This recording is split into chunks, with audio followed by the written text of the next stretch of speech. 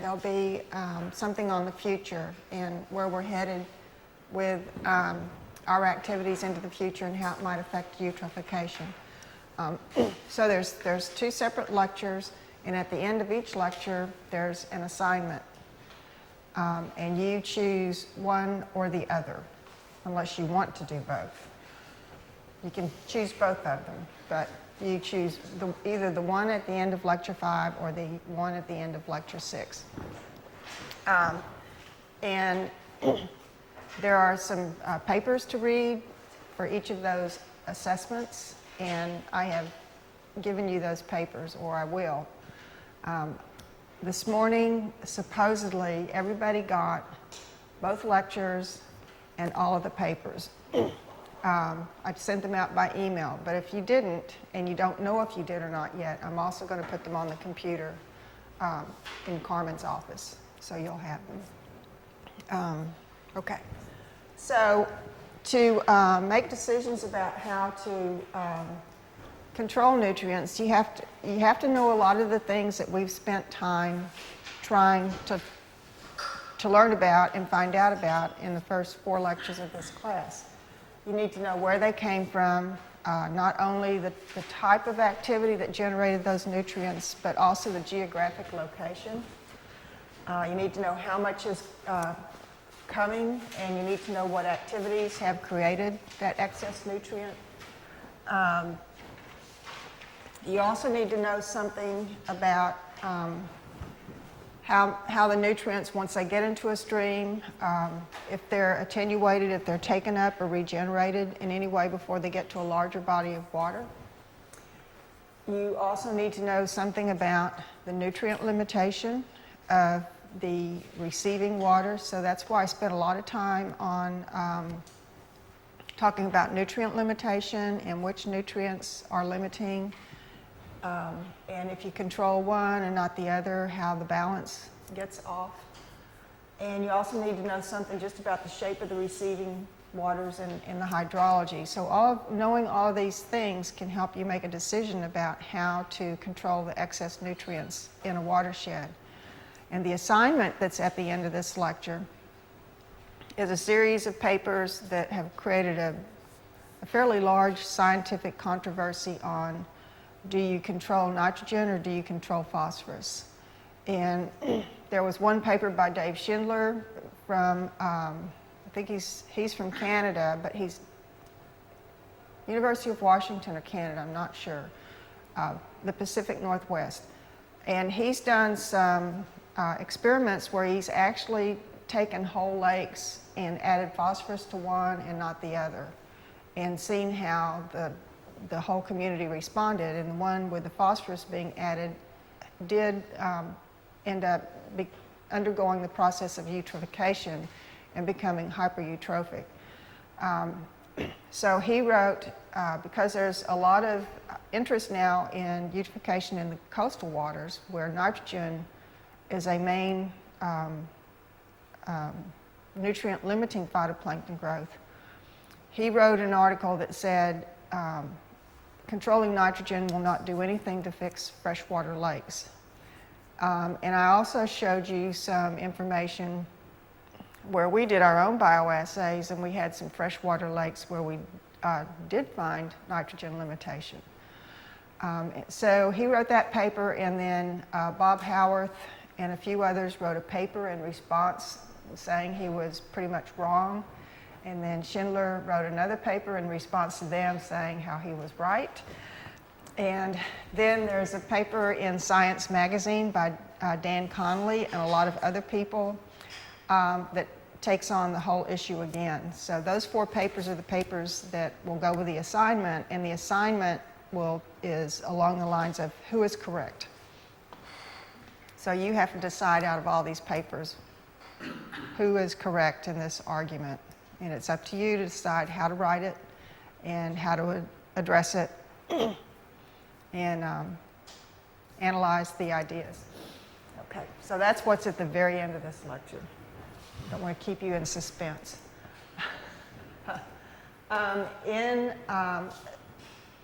To start to manage nutrients, there has to be some political or social agreement to do something. Otherwise, nothing will happen. And there have been a lot of these that have taken place. I'm just going to go through some of them.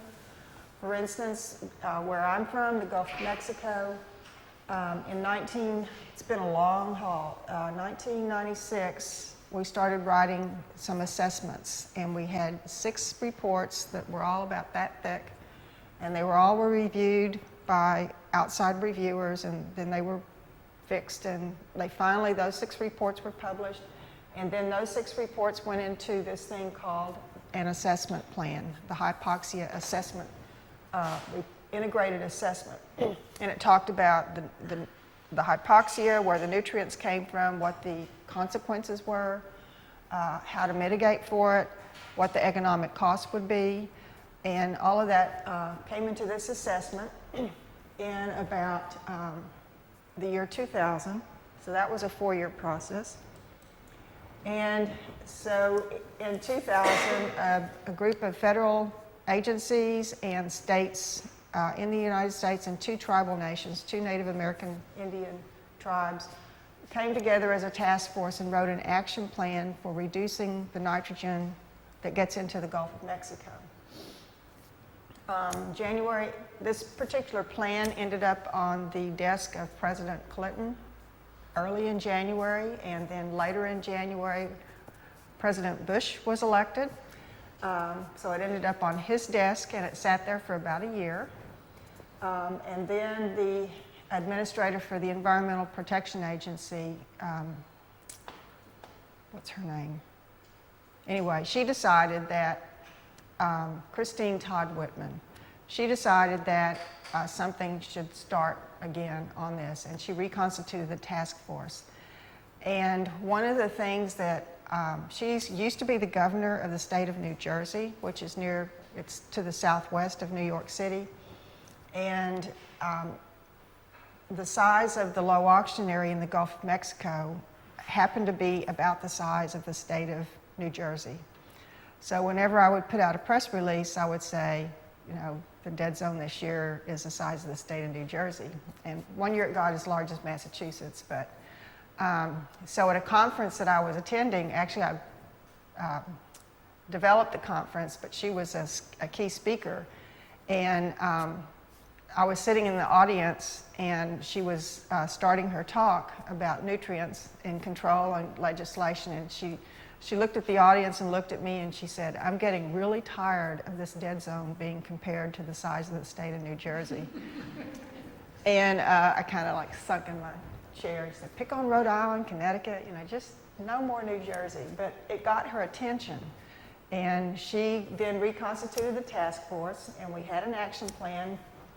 And the goal of that action plan was to reduce the amount of nutrients. Well, no.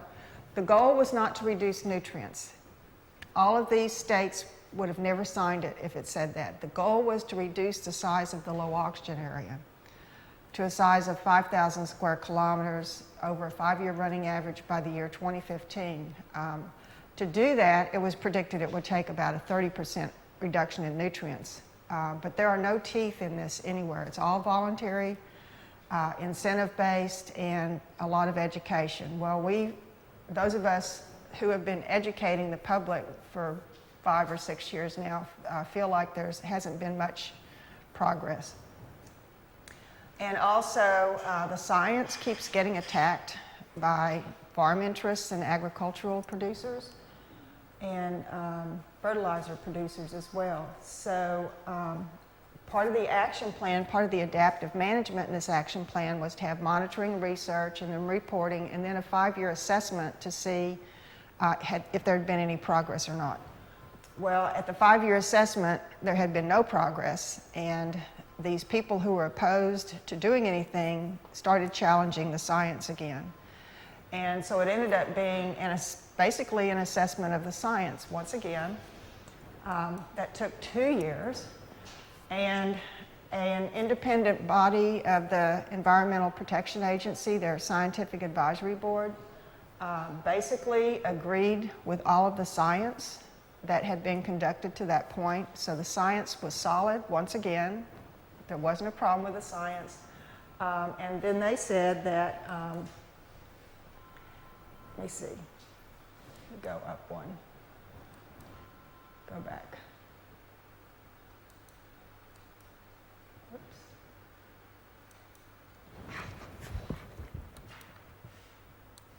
I am not left-handed.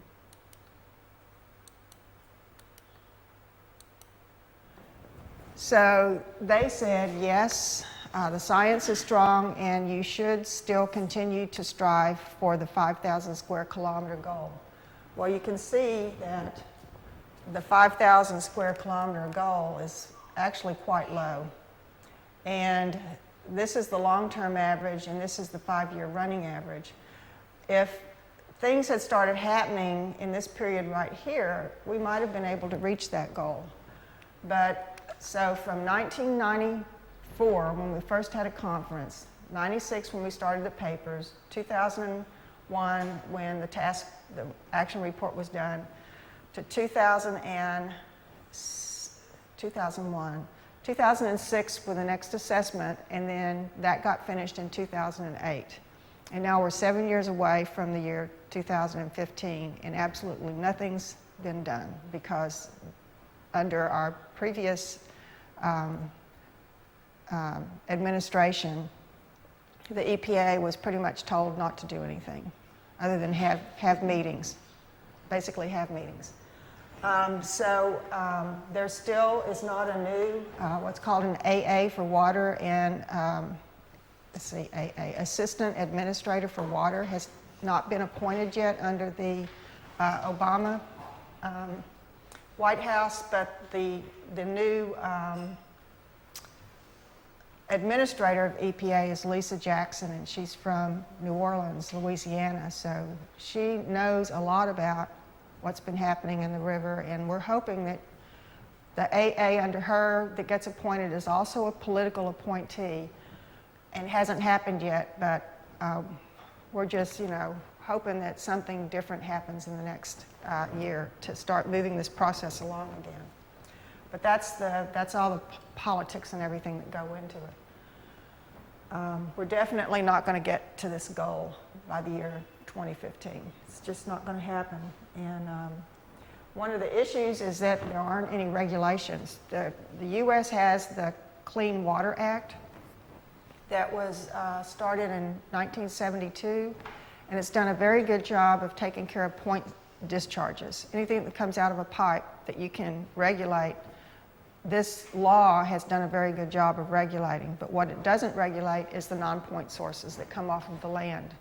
And there have been 2 National Academy of Science reports that have looked at this issue with the Clean Water Act and have shown that in parts of the Clean Water Act you can actually do something about non-point source pollution. So that's the approach that a lot of us are taking now to try to change, not change, but to use that part of the legislation to make a difference with non-point source pollution. When I was a PhD student, I was studying fiddler crabs, congrejos, in the sediments. I had no idea that someday I would be talking to the administrator of EPA or testifying before Congress or any of the things that I'm doing right now. So it just shows, someday, with all of your knowledge and wherever you're headed, someday you're going to be making a difference where you live in the water quality in the areas where you are. So stick with it. If this is one of the things you're interested long term, then you should continue. Now I'm going backwards.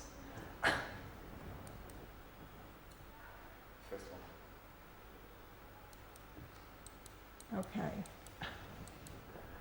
All right, so one of the things that happened with these 6 reports that looked at the Gulf of Mexico was to identify ways that you could actually remove nutrients from becoming into the Mississippi River.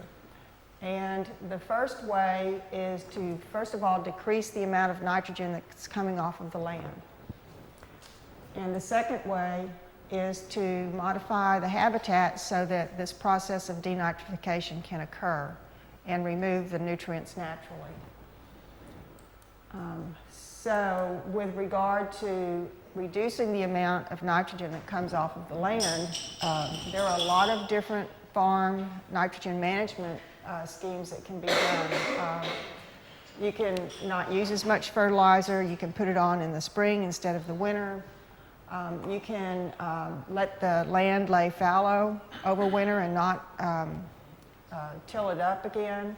You can have different types of crops. You can have sustainable agriculture. You can use crops that have deeper roots. So there are a lot of things that can be done. And since most of, in this watershed, since most of the nutrients come from agriculture, if you made changes in the system, you would be able to remove 1 million metric tons to almost 2 million metric tons of nitrogen leaving the land. Okay. Other things you can do to increase the denitrification would be, again, to create wetlands that take the nutrients up normally or naturally, putting riparian buffer strips, which are plants along the streams to keep the nutrients from going from the crops into the stream. And there's also some attempt to divert water from the Mississippi River in the Delta area over the wetlands so that the wetlands can take up the nutrients. However, you can see that the removal of nutrients, the nitrogen reduction was much higher in the previous management schemes than these right here. So you can still get something, but then this one right here, there are not enough wetlands with enough uptake capacity to handle the nutrients in the Mississippi River. So you can't get as much from doing that, although there's a very hard political push to do it for coastal restoration. And the alternative also, the downside is that all of these nutrients, 80 micromolar nutrients from the Mississippi getting into the lakes, which are 5 micromolar, creates the harmful algal blooms and other problems. So there has to be a trade-off between what takes place. Okay. So these are examples of wetlands or riparian buffer strips, coastal diversions in Louisiana. The other thing that can be done is to add tertiary treatment to a wastewater stream, which hopefully is already on secondary, but there are some places that don't even have secondary treatment. But this removes the nitrogen, but you can see that there's just not much reduction for the amount of effort it takes. And it also ends up being one of the most expensive. But the idea is that you try all of these things to try to make a difference. So this is one of these farms that has the tile drains, and if the tile drains are draining into this artificial wetland, then there would be a chance for some natural removal of nitrogen. Okay. And this is a good example of riparian buffer strips, so that you have a lot of natural land that would be intercepting the nutrients from the adjoining croplands. Okay, if you look at all of these, you can see which ones can, the farming ones, all of these right here can take a much higher load of the nitrogen out of the system. The tertiary, again, is minor. Tertiary treatment is a subsequent stage.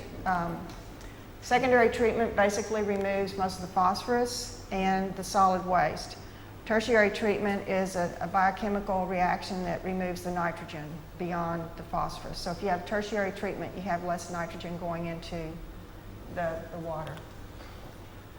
And then these natural ways of dealing with the landscape can have some effect, but not near as much of an effect as these different agricultural. And then here is the diverting the water into Louisiana's coastal wetlands. So the idea, though, is that you try to do all of them. You don't just pick on the farmers, which they think I do all the time. But the fact is that most of it comes from agriculture. And this last EPA report said not only to reduce the nitrogen and phosphorus, but to target the areas where it comes from the most, which would be the Midwest of the United States. What is this?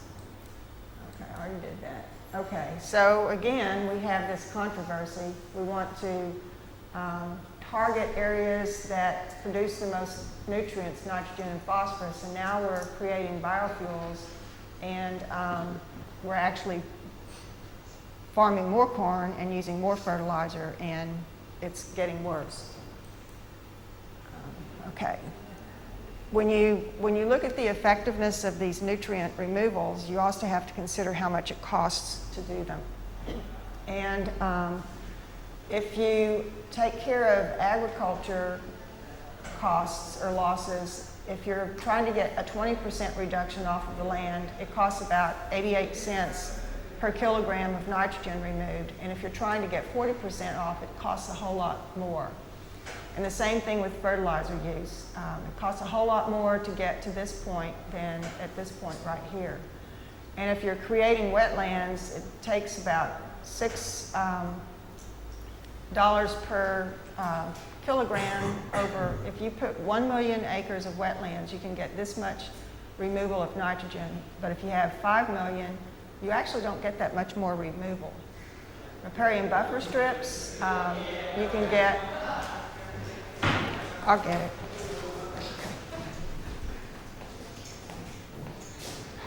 Thank you. For riparian buffer strips, you can do them, but it costs a whole lot more to build these than it does to build the wetlands.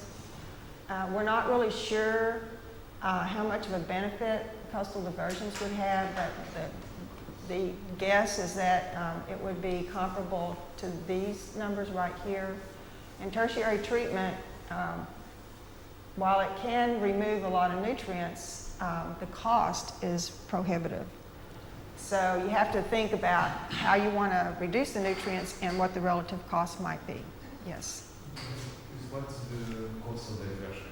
That's taking the water from the Mississippi River and putting it into the coastal wetlands in Louisiana, to let the wetlands in Louisiana try to intercept the nutrients before they get to the Gulf of Mexico. Okay? Right. An interesting part of this solution is that, like I said, we have a lot of offshore oil and gas development in Louisiana. Not in Texas and not in Florida, but in Louisiana. And these are all the oil platforms out there, and these are all the oil and gas fields. And because there's so much oil and natural gas, until recently, it was very cheap to get natural gas to use in the process where you make fertilizer. The Haber-Bosch process takes CH4 and heat, so it provides the heat and then takes the atmospheric nitrogen and creates ammonium from that. So what over the years is happened, this is not nitrification, denitrification. This is nitrogen cycles in nitrogen dollars or phosphorus dollars that flow through the system. And because Louisiana has had so much cheap natural gas, the industries that create the fertilizers are all down here in Louisiana.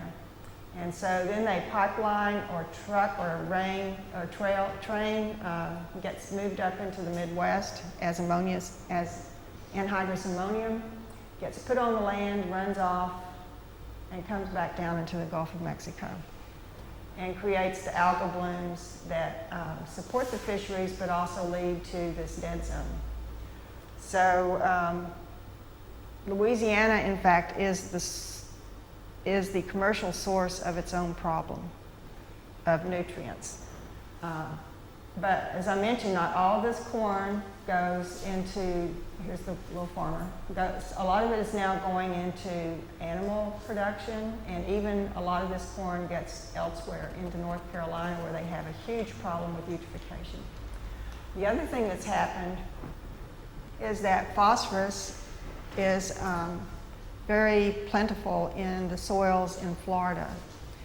So they mine phosphorus in Florida, put it on a barge, take it across the Gulf of Mexico to New Orleans, to this area, where they make phosphorus fertilizers.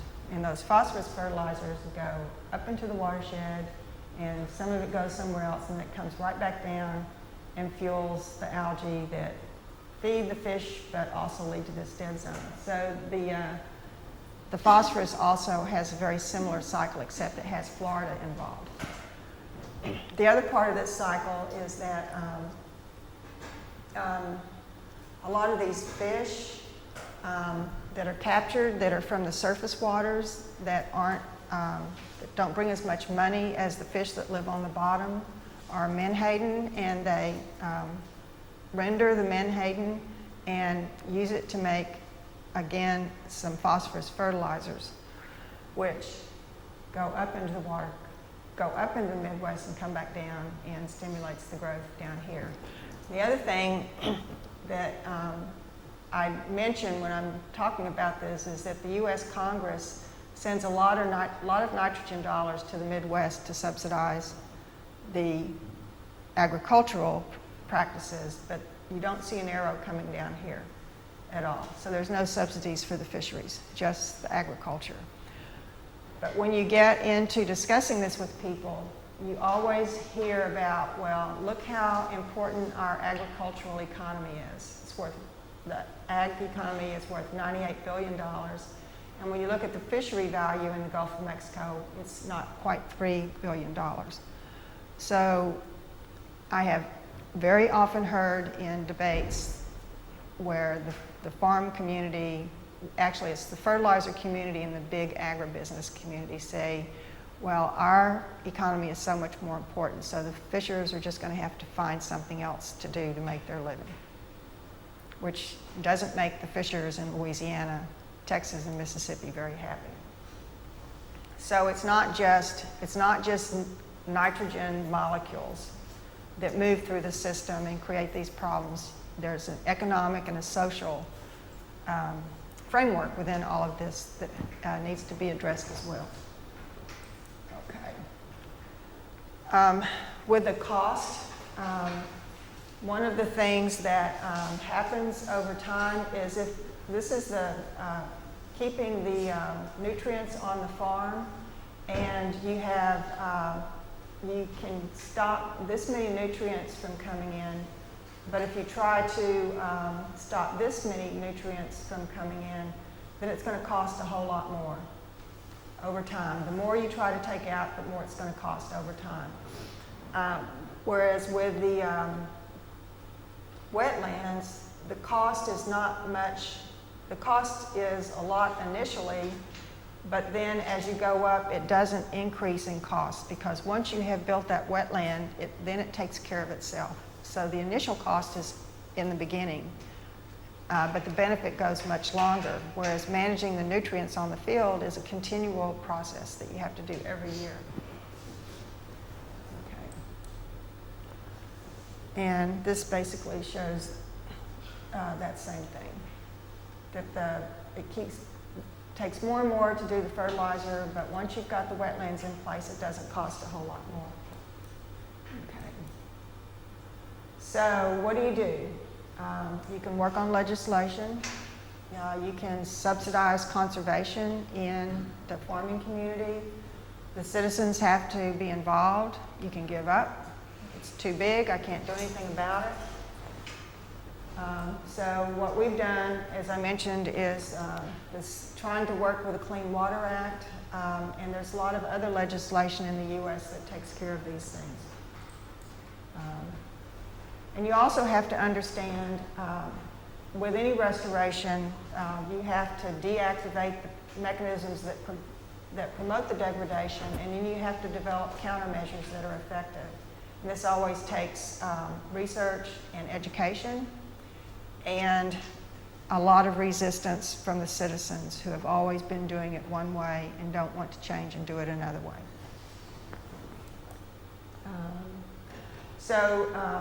Besides the area where I'm from that has a lot of a lot of effort is going into trying to do something. It hasn't been effective. There are other areas that have been much more effective. In the Great Lakes of the U.S., they've had some major eutrophication problems, and reducing the phosphorus in the wastewater treatment has helped the Great Lakes get a lot cleaner. And it also helped that the zebra mussels moved in and started filtering out all the chlorophyll. Florida Everglades is having a successful restoration. Other places, the Chesapeake Bay, where we talked about yesterday, there's a 5-state agreement in the Chesapeake Bay to reduce the overall nitrogen and phosphorus going into the system that has been signed off by the governors of the 5 states. So it's a very serious agreement, and they're sticking with it and trying to make a difference. There are 31 states in the Mississippi River watershed, and many of them are totally agriculture. So that's going to be a lot more difficult. And then in the EU, the Helsinki Commission is an agreement across the EU to make differences in the amount of nutrients that get into the receiving streams. And in the EU, it's much more effective. There are strict regulations on what to do with animal manure, how many pigs you can have, what the nutrient levels can be before it gets discharged into a stream. So the EU has done a very good job of regulating, well, up to a point. You can only do so much, but done a very good job of regulating for nutrient removal. One thing that you need to watch out for is what are called quick fixes or emergency actions that might take care of something initially, but over the long term is not good for the environment.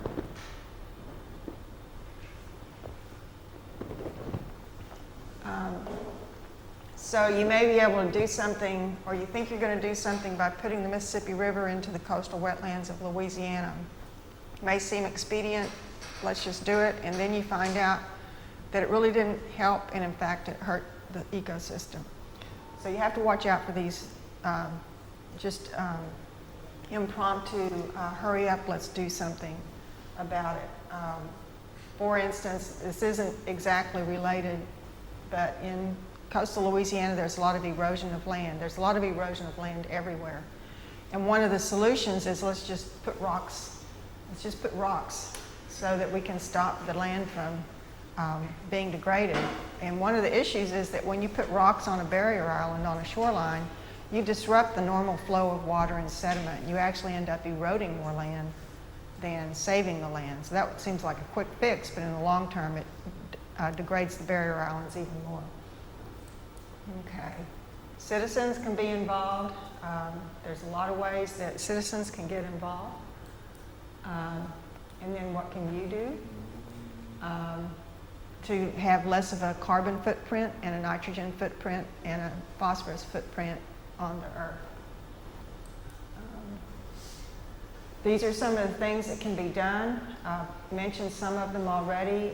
Advanced sewage treatment, the wetlands, reduction of the sources, better use of fertilizers, taking care of animal waste, and decreasing the animal protein diet demand. Vehicles and nutrient trading is becoming a big issue in the U.S., where if you are putting too many nutrients in somewhere, you can trade those nutrients for somebody else who's not using as many nutrients. And I'm not sure how that's going to work, but a lot of people are looking at that right now. This is just to show you how effective the EU has been in reducing the phosphorus from wastewater treatments. Right here, it's been very effective. Besides the sewage water treatment, the banning of phosphorus-based detergents and cleaning agents has also helped as well. Let me see.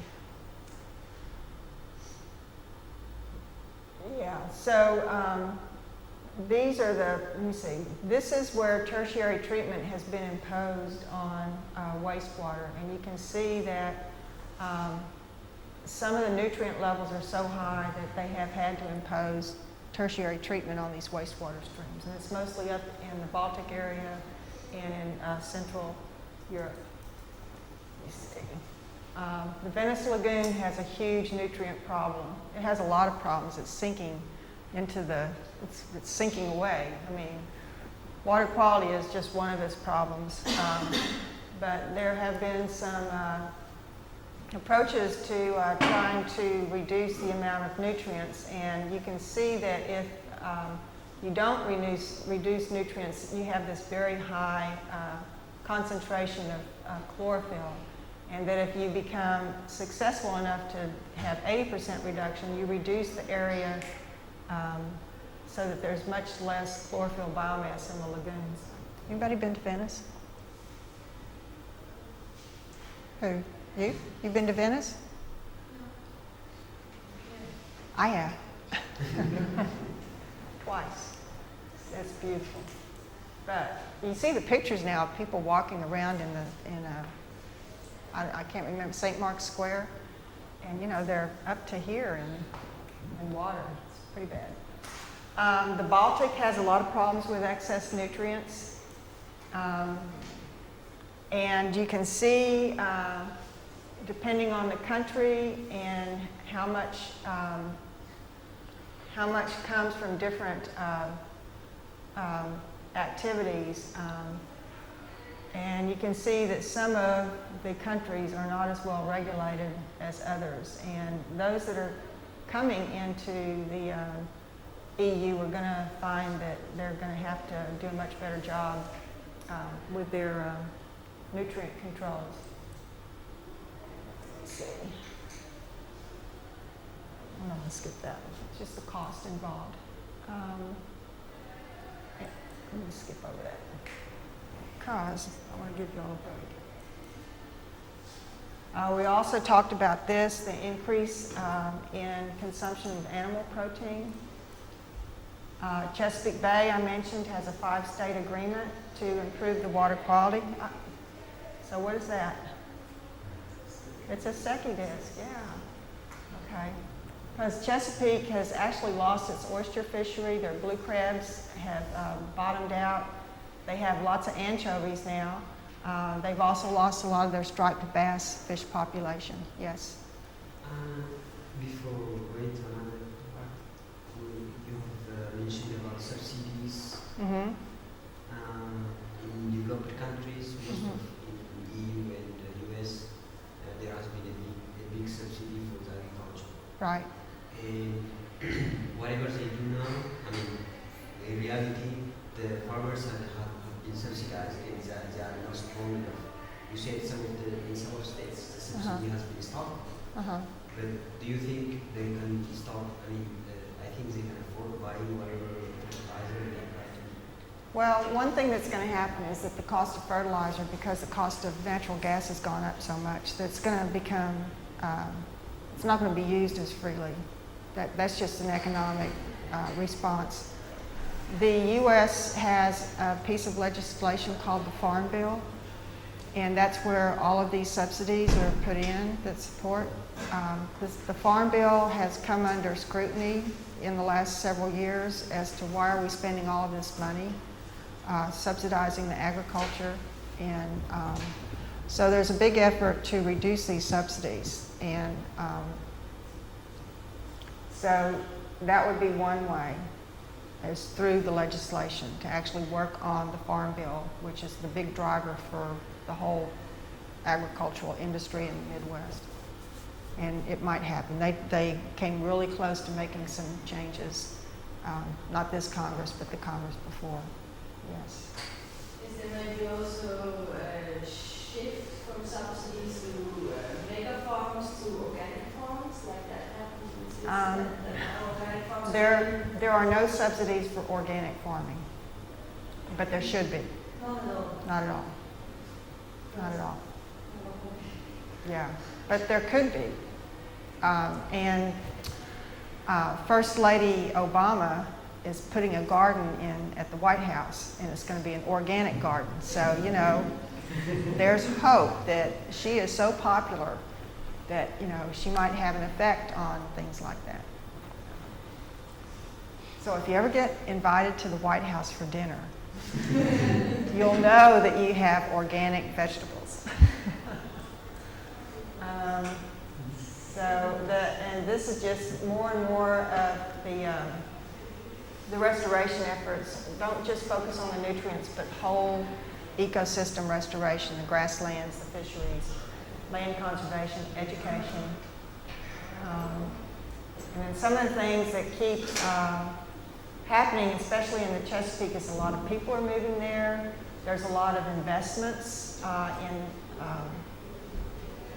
commercial enterprise, and more of the landscape is becoming cities and urban areas, so that what's impervious is like concrete or sidewalks or streets, so that the nutrients don't sink into the ground, they just get washed off immediately into the Chesapeake Bay. One of the things around the Chesapeake Bay, even in the city of Washington, D.C., the places, the drainage areas on the side of the street that go underground and then get piped somewhere, on those areas it says drains to Chesapeake Bay, so that you know that when water goes in there, if you put something in there, that's eventually going to end up in Chesapeake Bay. So that's a pretty good mental way of dealing with the over-enrichment.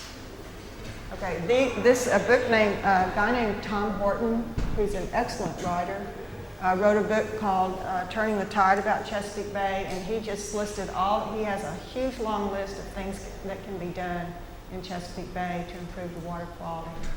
And these are going to be in your notes.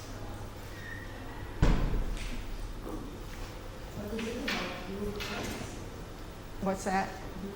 Blue crabs. They've overfished the blue crabs, so there's not as many of them. So they need to have restrictions on blue crab fishing. Most of the blue crabs that are eaten in the Chesapeake Bay area come from Louisiana, where we fortunately have not overfished our blue crabs. Let's see. I'm going to skip that. Alice Newton put in some information about the Rio Formosa, and it'll be there in your notes. Very similar ways of reducing nutrients. And this is the Thames. Yeah, this is the River Thames, which had very strong nutrient reduction strategies, and you can see that the fisheries, the number of fishes that live there has gone up over time. And this is an estuary in Scotland that the dissolved oxygen has gone up over time because of success in removing nutrients. Okay, and this is your assignment for this lecture. I've talked about the controversy about nitrogen or phosphorus, and this has implications to how you're going to manage the areas. So you have 4 papers associated with this debate. Actually, there might be 5.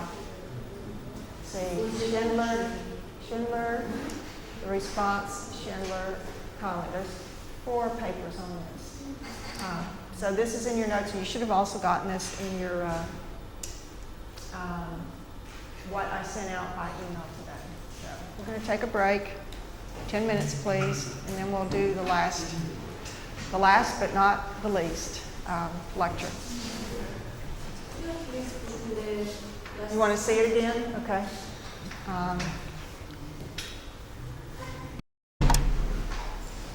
And we actually will have,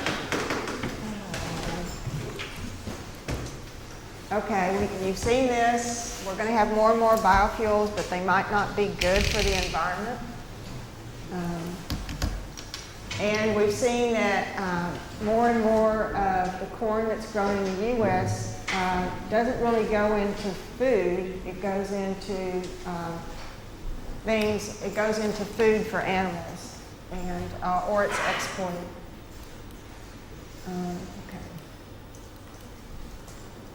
Okay. And we've also seen that human beings are eating more and more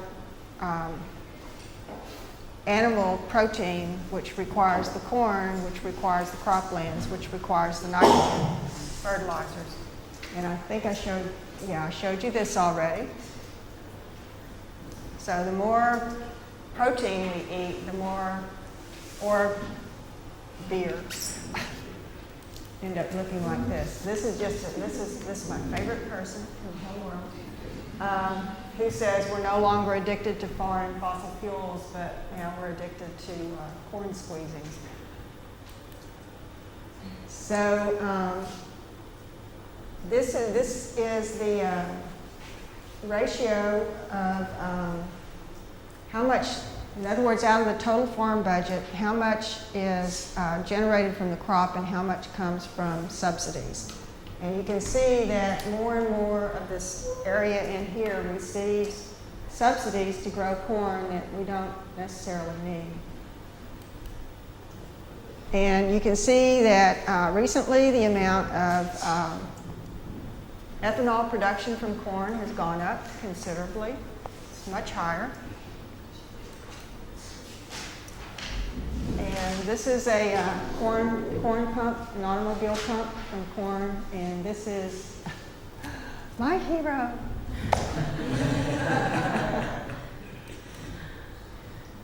This is projected corn plantings coming up in the next couple of years, and this actually, the 2007, 2008 numbers were higher. The amount of nitrogen getting into the Mississippi River is higher, and the low oxygen area offshore is getting larger. So there's a direct correlation here. More and more of the corn is going into ethanol production right here, you can see. Less and less of it is going into feed for these animals, which makes, I'm not sure if it's happened here in Europe, but in the US, if you want to buy meat, like beef meat, it costs so much more now than it did historically because all of the corn is going into ethanol production and not into beef production. So beef production has gone down and the price has gone up. So if your favorite thing to do is go to a restaurant and have a great big juicy steak, it costs you a whole lot more now than it did before, just because of this shift from away from feed and into ethanol. This is where there are ethanol production plants in the U.S., either planned or in existing. The blue ones are already existing. The red ones are planned. I mean, the red ones are under construction. All these green ones are ones that are planned.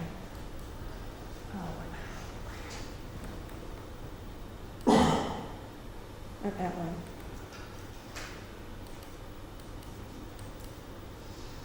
And if all of these are actually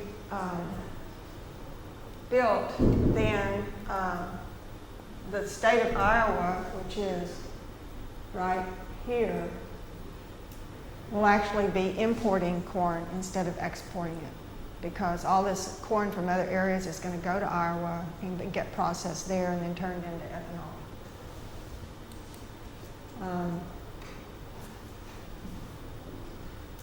Things, when you don't have enough hops to make beer, then you're going to have a problem. So this is a serious thing we need to think about when we do biofuels. Okay. You can see that different countries in the U.S. and the EU have different needs for fertilizer use and how it affects their food systems. So this is what I was telling you about the other day. So if we want to avoid having too much corn-fed protein in our diets, then the pigs have started a campaign for everybody to eat more fish. You've seen this. You've seen that. One thing that I wanted to show here is, whoops, I don't know how to. There were more than 15 million more new acres of farmland in corn in just this 1 year period. And the nitrate in the Mississippi River, the concentration went up. And then we also had this very large low oxygen area that year. So there's a direct correlation between ethanol production and problems of eutrophication. The other thing that's going to happen is climate change. There's no doubt about it. And climate change is going to have different effects on eutrophication. So, so besides climate change, we're also going to have human activities are going to continue and affect nutrient fluxes. They'll probably continue to go up unless there's some mitigation and they go down. Human activities can also change the hydrologic cycle. And all of these things that we're already doing lead to nutrient-enhanced productivity, the accumulation of carbon, and creating low oxygen water on the bottom, or contributing to harmful algal blooms and noxious algal blooms. But if you add what's going to happen climate-wise, several things can happen. For one thing, there might be an increased temperature, which then would strengthen the stratification at the surface. It would decrease the dissolution of oxygen in the water because less oxygen will be in a warmer water than a cooler water. It's going to increase the metabolic rates of photosynthesis and respiration. The other thing that increased temperatures are predicted to do is to generate more tropical storms and hurricanes in the mid-Atlantic that could affect, in my instance, the Gulf of Mexico, which is right there. So, and if we have a lot of these, then we'll be breaking down the stratification and we'll be mixing the oxygen in the water column. But that's only temporary. The oxygen will come back down until there's another mixing event. And I would hate to think that we're going to have a hurricane every 14 days in the Gulf of Mexico. We've already had a couple of years where we've had 2 in a row that have been fairly devastating. So the other thing that can happen is that the winds can change. The changing of the atmosphere can change the winds, which can also affect some of these. The winds may become stronger, which might break down the stratification. The winds might shift the currents so that more low oxygen water comes onto shore. That's a possibility as well. And then also with rising sea level, what would happen in this case is that if you lost the periphery marshlands, you wouldn't have as many natural wetlands to take up the nutrients than if the sea level were still lower.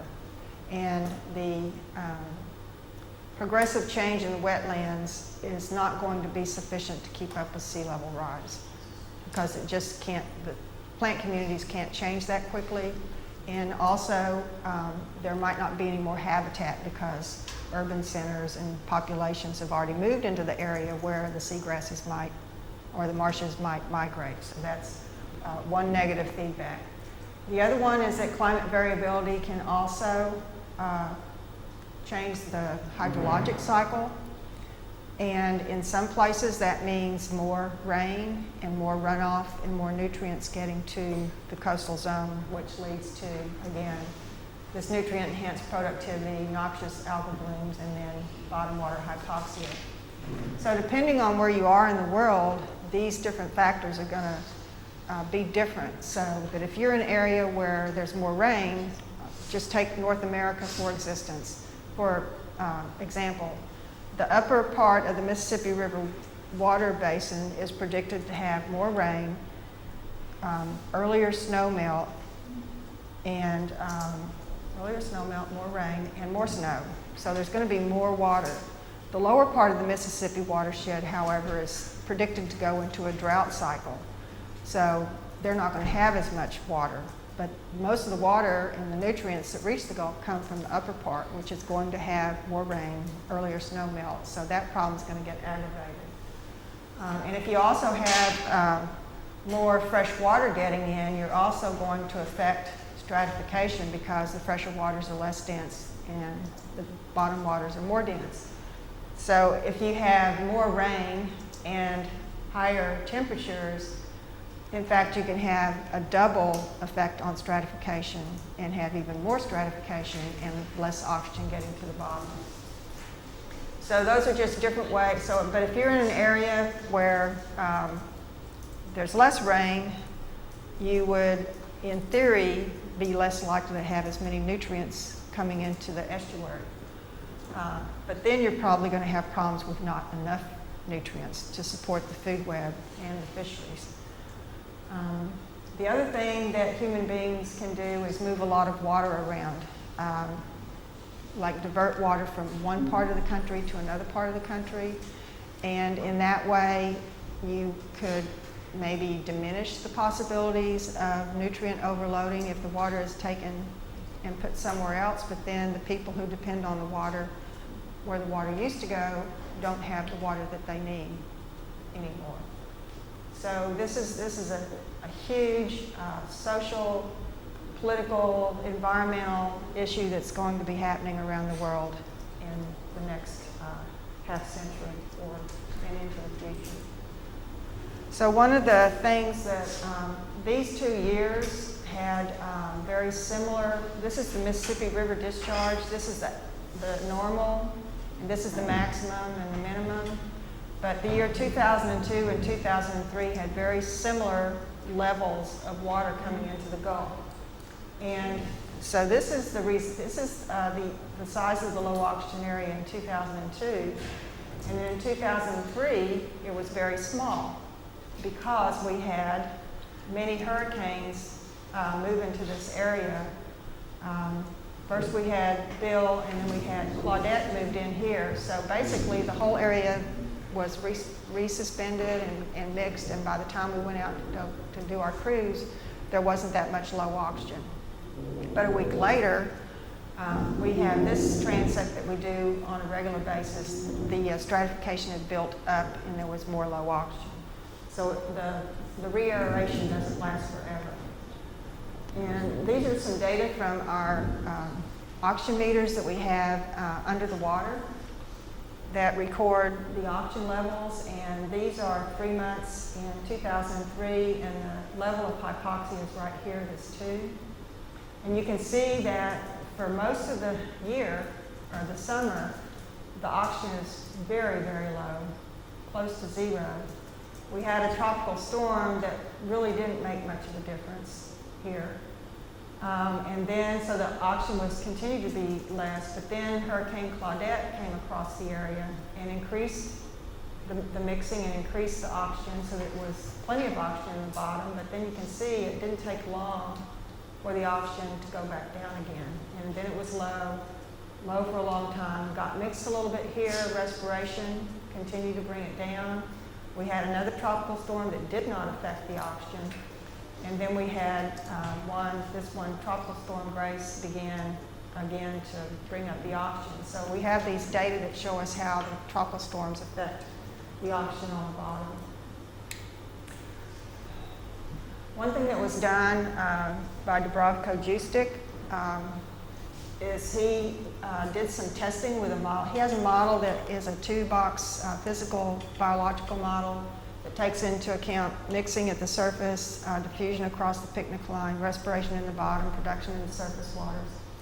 And he can use that model to predict the sequence of hypoxia, the sequence of oxygen through the year, and it's a very good model. So he took that model and did some hindcasting with it, and the nominal model would, if he ran that model for 1955 to 2000, over a 45-year period, the number of years that would have hypoxia would be 19, just as it is right now.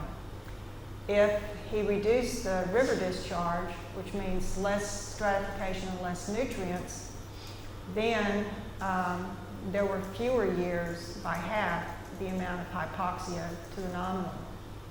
If the river discharge went up by 20%, which is what is predicted under general circulation models for that area, you would increase the number of years of hypoxia. Water temperature would increase similarly, but not as much.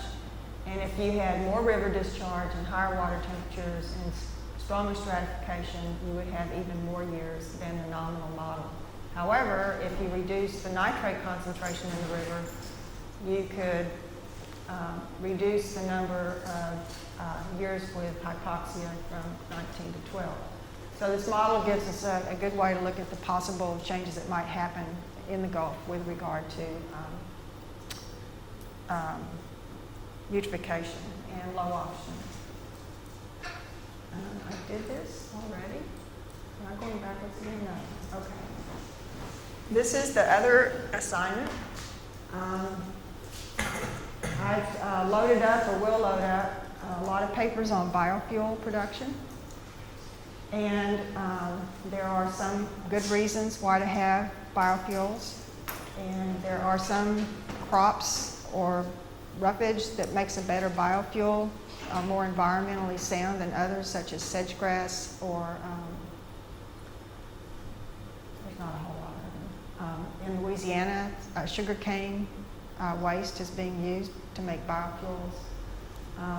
So there are some positive reasons for doing it, and there are some negative reasons for doing it. And so your job is to take these papers that I've given you and write an essay on biofuels now and for the future, and provide some positive and negative reasons for the use of biofuels, and talk about biofuel from corn and at least 2 other types of biofuels that are presented in these papers about how they might be better or not better than the others.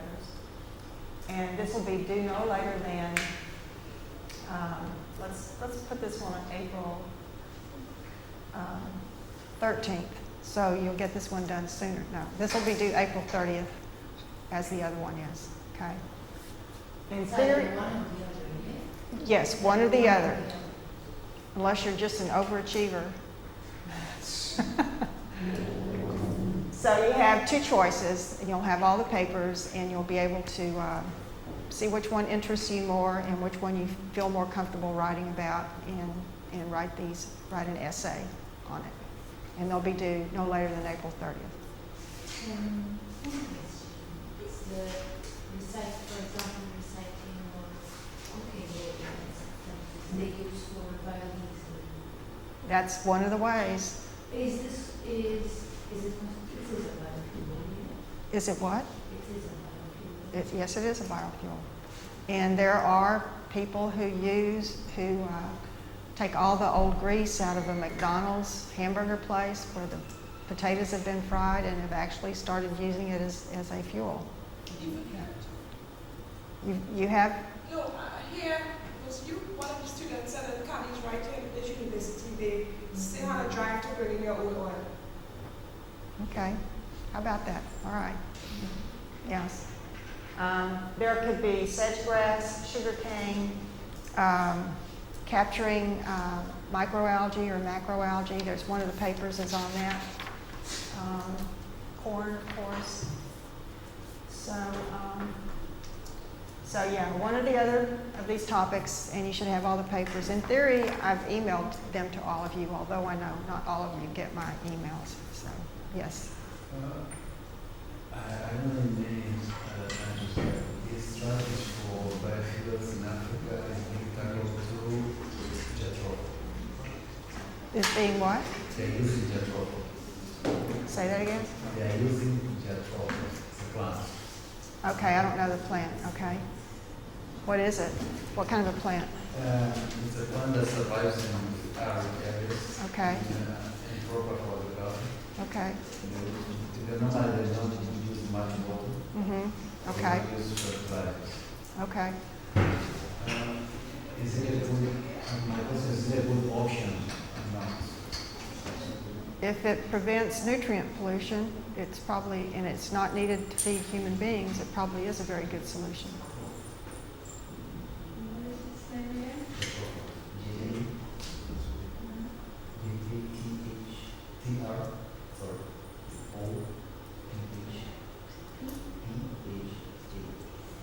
Eutropha. Is that the genus? Is that the genus, or is that a common name? Okay. All right. Okay. All right. Okay.